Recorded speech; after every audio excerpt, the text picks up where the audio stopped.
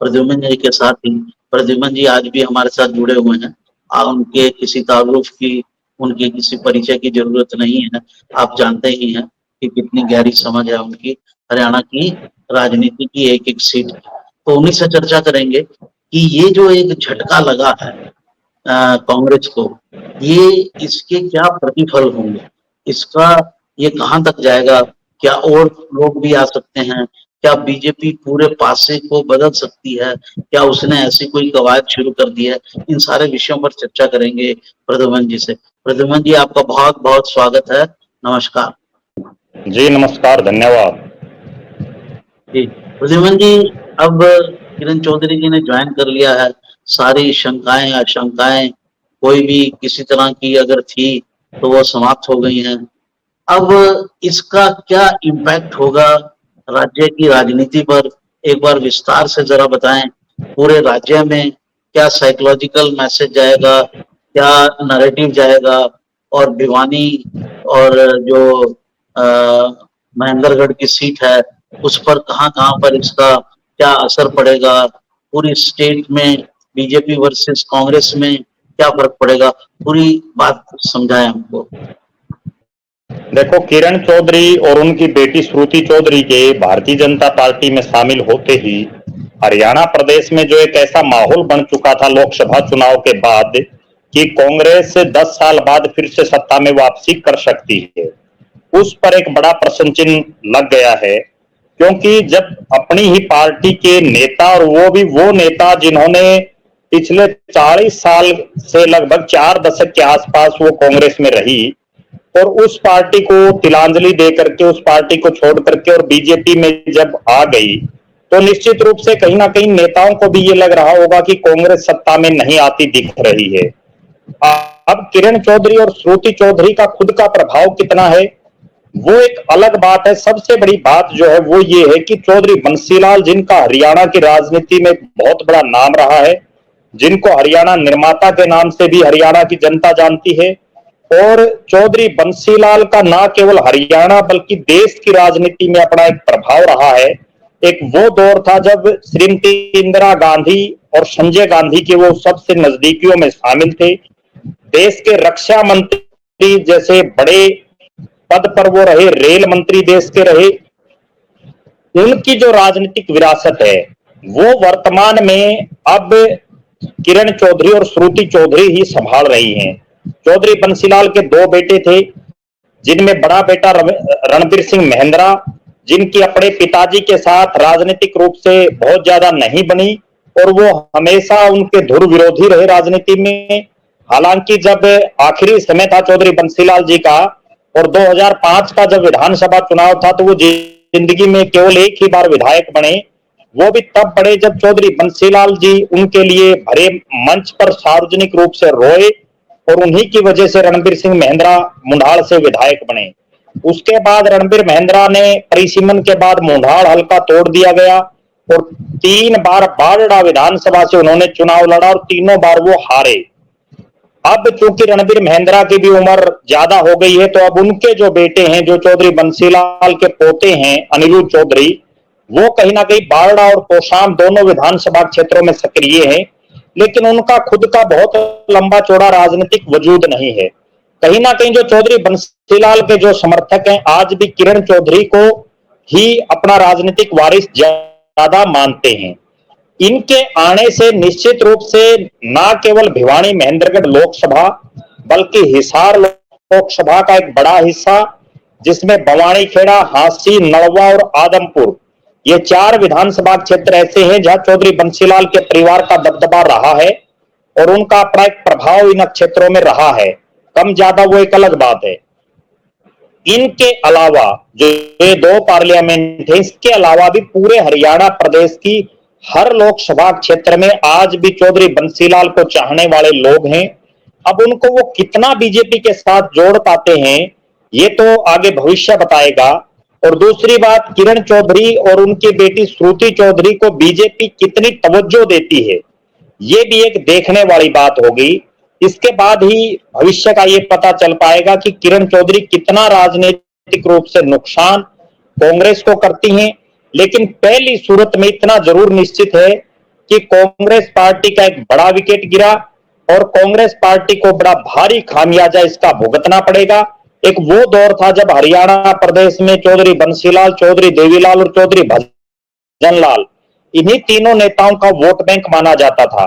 हालांकि अब बहुत से और भी नेता हो गए हैं, लेकिन राजनीतिक रूप से आज भी चौधरी बंसीलाल के परिवार का एक वजूद आज भी है, जिसका कहीं ना कहीं विधानसभा चुनाव में बीजेपी को फायदा होगा। जी प्रद्युमन जी, अभी बीजेपी के पास जितने भी जाट लीडर हैं वो कुछ तो गिनती के ही हैं। जैसे टोहाना से बीजेपी के सुभाष बराला और धनखड़ जी जो पार्टी के प्रेसिडेंट रहे, और रणजीत चौटाला अभी पार्टी में शामिल हो गए, एक वो हैं। जेपी दलाल हैं जो क्लोज हैं, किरण चौधरी जी के ही क्लोज हैं। बड़े नेताओं में अगर गिनती की जाए बीजेपी में तो ये नेता हैं। आप इसमें किरण चौधरी को किस पायदान पर रख के देखते हैं? क्योंकि बीजेपी को अभी तक कोई भी ऐसा एक जाट नेता नहीं मिल रहा है जो पार्टी की तरफ वोट खींच के ले आए। क्योंकि बीजेपी की तरफ से कोशिश तो हो रही है, लेकिन आ कोई नहीं रहा है, वोट कोई नहीं ला पा रहा है। और जाट वोट भी जो है वो बहुत ज्यादा, अगर हुड्डा जी के कंपैरिजन में देखा जाए तो हुड्डा जी को ही अपना नेता मान रहा है, ना कि बीजेपी की किसी जाट नेता को अपना नेता मानने को तैयार है। तो इस पूरे परिदृश्य में आप किरण चौधरी को कहाँ रखते हैं? उनकी क्या अहमियत होगी बीजेपी में? क्या वो जाट वोटर को बीजेपी के साथ जोड़ सकती हैं? ये मेरा सवाल है। देखो, भारतीय जनता पार्टी को 2014 से पहले ब्राह्मण, बनिया और जो पंजाबी हैं, इन तीन कास्टों की ज्यादा जो है इस बीजेपी में पकड़ थी और इसको शहरी और जो ब्राह्मण, बनिया और पंजाबी, इनकी पार्टी अक्सर हरियाणा की जनता मानती थी। 2014 से पहले भारतीय जनता पार्टी में जो जाट चेहरों के रूप में दो ही नेता दिखाई दे रहे थे, एक कैप्टन अभिमन्यु, एक ओम प्रकाश धनखड़। दोनों को पार्टी ने बड़ी जिम्मेदारियां दी। ये अलग बात है कि ओम प्रकाश धनखड़ भी दादरी से बुरी तरह से हार गए थे और कैप्टन अभिमन्यु मुकाबले में चुनाव हार गए थे। उन्होंने चौधरी भूपेंद्र सिंह हुड्डा और दीपेंद्र सिंह हुड्डा के सामने रोहतक लोकसभा से मेन चुनाव और उपचुनाव दोनों लड़े थे और उनको अच्छे खासे वोट भी मिले थे।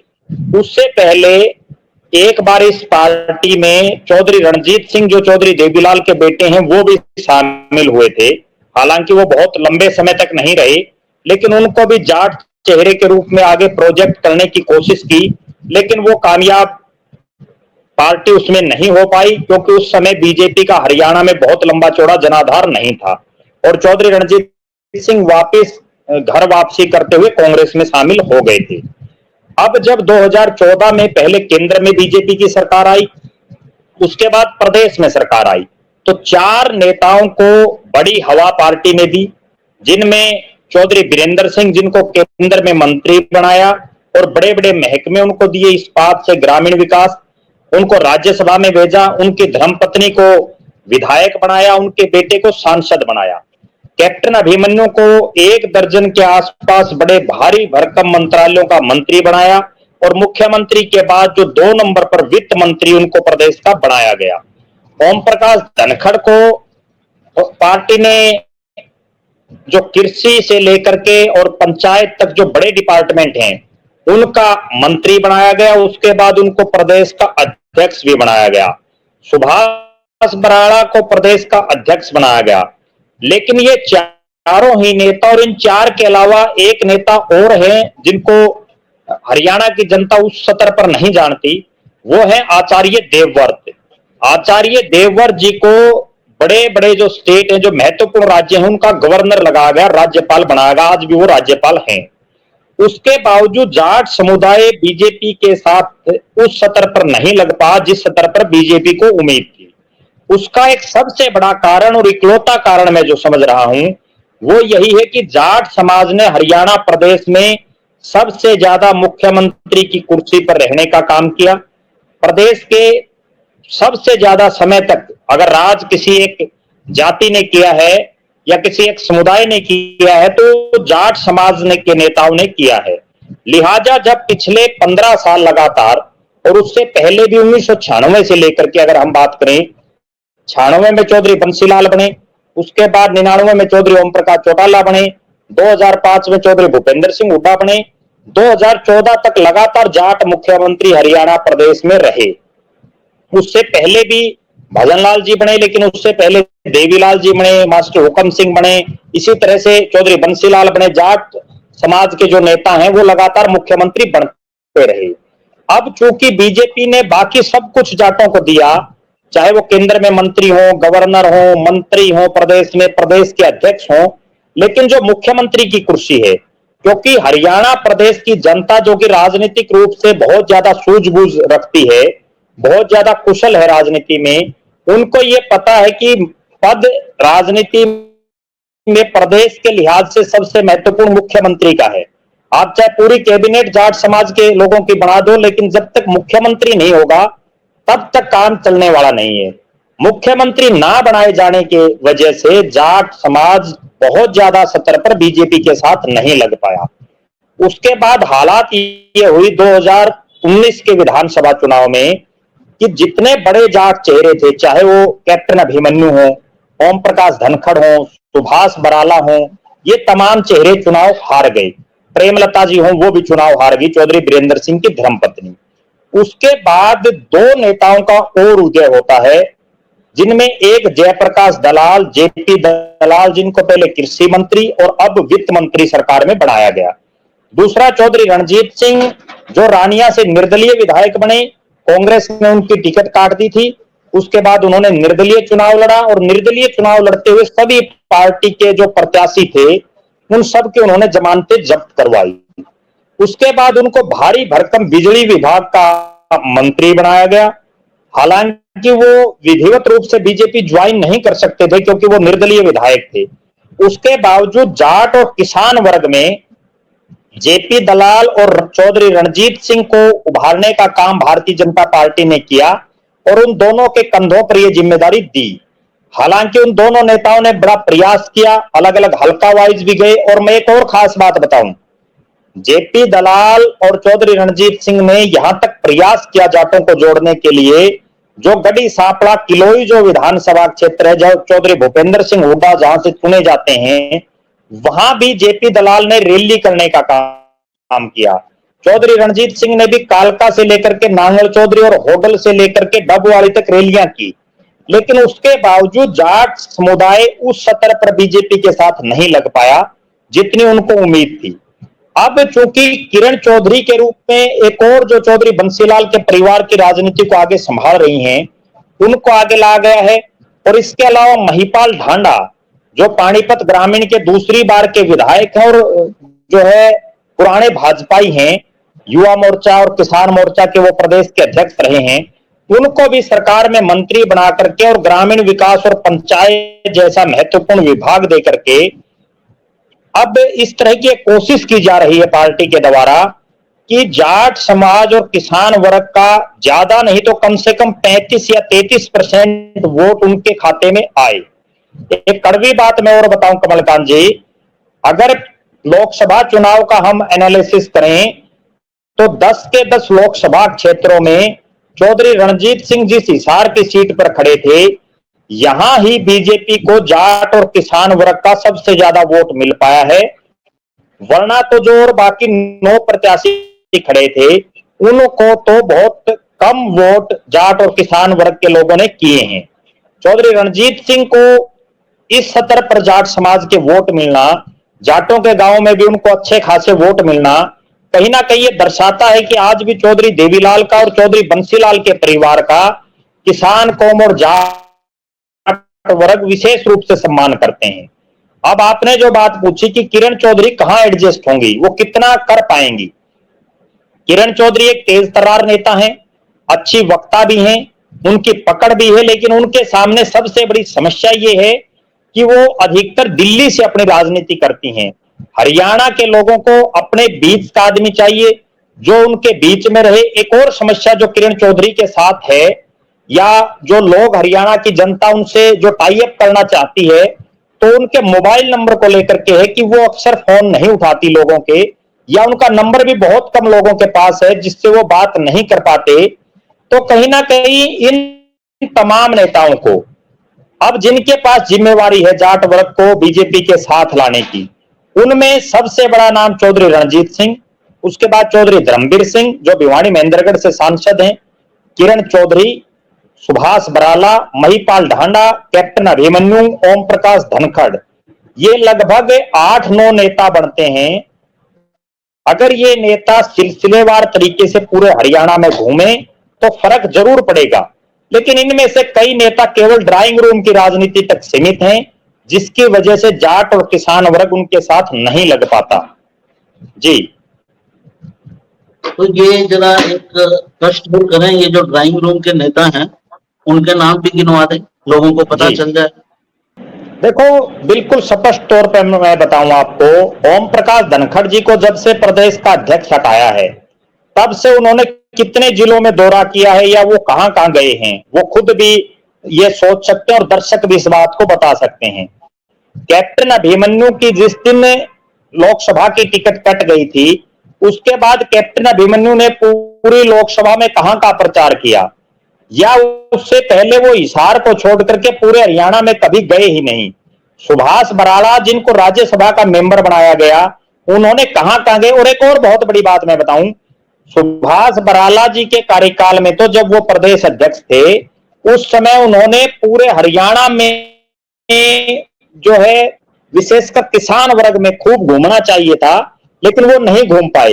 हाँ, ये एक अलग बात है कि उन्होंने भगत धन्ना जाट के नाम से जो है जींद जिले के नरवाना में एक बहुत बड़ा कार्यक्रम का आयोजन किया, जिसमें देश के उपराष्ट्रपति जयदीप धनखड़ जी आए, लेकिन उसके बावजूद वो पूरे हरियाणा में छाप नहीं छोड़ पाए। अब जो सबसे बड़ी बात है वो ये है कि आपको पार्टी नेता तो बना रही है पूरे प्रदेश का, और आप सीमित हो जाते हैं अपने हल्के या अपने एक जिले तक। जब तक आप पूरे हरियाणा में नहीं घूमोगे तब तक हरियाणा की जनता आपको नेता नहीं मानेगी।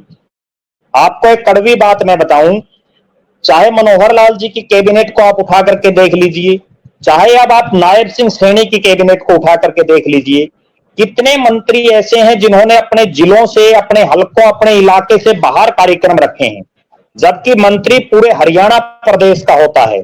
अधिकतर मंत्री केवल अपने इलाके तक सीमित रहते हैं। होना यह चाहिए कि उनको पूरे हरियाणा में घूमना चाहिए। अगर मैं मेरे नजरिए से देखूं तो दोनों ही कैबिनेटों में 2 ही मंत्री मुझे ऐसे दिखाई दे रहे हैं, या तो चौधरी रणजीत सिंह या जेपी दलाल, जो हरियाणा के अलग अलग इलाकों में गए हैं और उनको लोगों ने अपना नेता भी कुछ हद तक मानने का काम किया है, लेकिन कमियां अभी भी हैं, उनको दूर करने की जरूरत है, तभी बात बन पाएगी। दूसरी बड़ी बात, जो ड्राइंग रूम के नेता हैं उनको दिल्ली की राजनीति या चंडीगढ़ की राजनीति छोड़ करके पूरे हरियाणा प्रदेश में घूमना पड़ेगा, तभी किसान कौम और जो जाट समुदाय है वो बीजेपी के साथ लग पाएगा। जी, आपको क्या लगता है कि बिना जाट समुदाय के वोट के क्या बीजेपी विधानसभा में जी, तीसरी बार कुछ कमाल करने की स्थिति में है?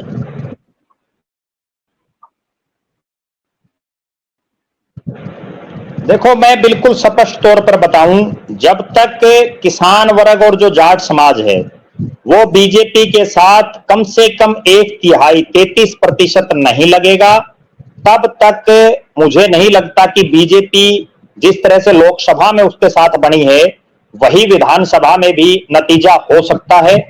दूसरी बड़ी बात, या बीजेपी एक ही हालात में सरकार बनाने के नजदीक लगेगी, और वो तब लगेगी जब हरियाणा की कम से कम 40 सीटों पर त्रिकोणीय मुकाबला हो। उसमें चाहे कहीं इनेलो फाइट में आए, चाहे आम आदमी आए, चाहे निर्दलीय आए, चाहे जेजेपी आए, चाहे बीएसपी आए, क्योंकि जहां तक त्रिकोणीय मुकाबला नहीं होगा बीजेपी के लिए आमने सामने जीतना बड़ा मुश्किल हो जाएगा। इस चुनाव में भी हमने देखा, अगर कुरुक्षेत्र की सीट पर आमने सामने का मुकाबला होता तो अलग ही हालात बनते। वहां त्रिकोणीय मुकाबला हुआ, जिसकी वजह से बीजेपी के नवीन जिंदल चुनाव जीतने में कामयाब हुए। इसके अलावा भी कई और सीटें हैं। अगर हम बात करें हिसार की, हिसार सीट पर भी 3 प्रत्याशी ऐसे हैं जिन्होंने 21,000 से लेकर के 25,000 के बीच में वोट लिए। लगभग 75,000 के आसपास उनको वोट मिले, जिसकी वजह से यहां से भी चौधरी रणजीत सिंह चुनाव हारे। वो भी एक बहुत बड़ा कारण है। जहां जहां त्रिकोणीय मुकाबला होता है वहां ही बीजेपी की बात बनती है। जी,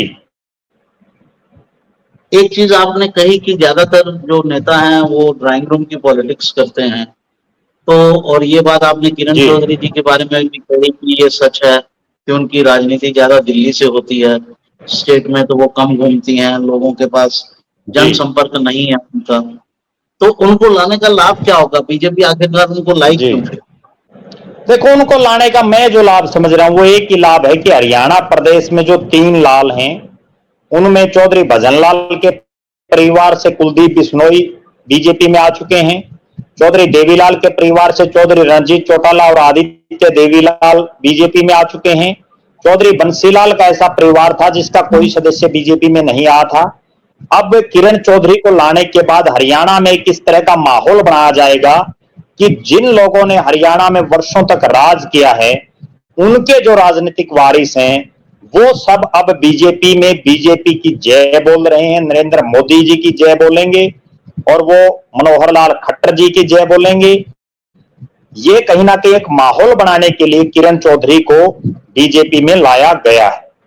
आपको लगता है कि ये पॉसिबल हो पाएगा? जी, राजनीति संभावनाओं का खेल होता है। राजनीति में माहौल बनाया जाता है, एक परसेप्शन पैदा की जाती है और जिसके पक्ष में माहौल बन जाता है वही सत्ता हासिल कर लेता है। अब बीजेपी कितना कामयाब हो पाएगी ये तो आने वाले 5, 7, 10 दिन में पता चल जाएगा। और एक और बड़ी बात मैं जो कहने जा रहा हूं वो ये है कि किरण चौधरी की भी मजबूरी रही है कांग्रेस को छोड़ना, क्योंकि किरण चौधरी ने जब से जो हरियाणा में कार्तिकेय शर्मा और अजय माकन जब राज्यसभा का चुनाव लड़ रहे थे और उस समय जो एक वोट की हेराफेरी जो हुई उसके बाद से ऐसा लग रहा था कि किरण चौधरी कभी भी बीजेपी में शामिल हो सकती हैं, क्योंकि जो माकन परिवार है और किरण चौधरी दोनों दिल्ली की राजनीति पहले करती थी, दोनों कांग्रेस में रहे हैं और दिल्ली में भी दोनों में आपसी राजनीतिक प्रतिस्पर्धा रही है। आज जो अजय माकन जी हैं वो कांग्रेस में बड़े पद पर हैं, सोनिया और राहुल जी के नजदीकी हैं। कहीं ना कहीं इसका भी नुकसान किरण चौधरी को हुआ है और उनको मजबूरी में कांग्रेस छोड़नी पड़ी। उनके पास और कोई विकल्प भी नहीं था, इसलिए भी वो बीजेपी में गई है। जी जी, प्रद्युमन जी, आपने पूरी नजरिया दिया अपना, और किरण चौधरी का क्या असर होगा बीजेपी में शामिल होने का। बीजेपी उनका उपयोग एक नैरेटिव बनाने में कर सकती है, ये निश्चित रूप से एक तय बात है। और हर पार्टी चाहे जीतती हो या हारती हो, ये कोशिश करती है कि नैरेटिव उसके पक्ष में जाए। आपका बहुत बहुत धन्यवाद, बहुत गहरी जानकारी दी आपने। आप फिर किसी विषय के साथ मिलते हैं। नमस्कार। नमस्कार, धन्यवाद।